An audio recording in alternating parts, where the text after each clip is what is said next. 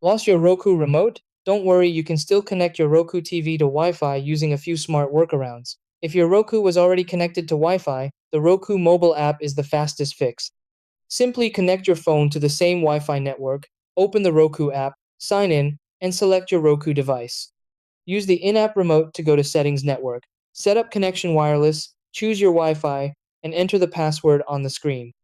If that Wi-Fi network is no longer available, the mobile hotspot trick works surprisingly well. Turn on your phone's hotspot and rename it to exactly match the old Wi-Fi name and password your Roku remembers. Restart the Roku, and it should connect automatically.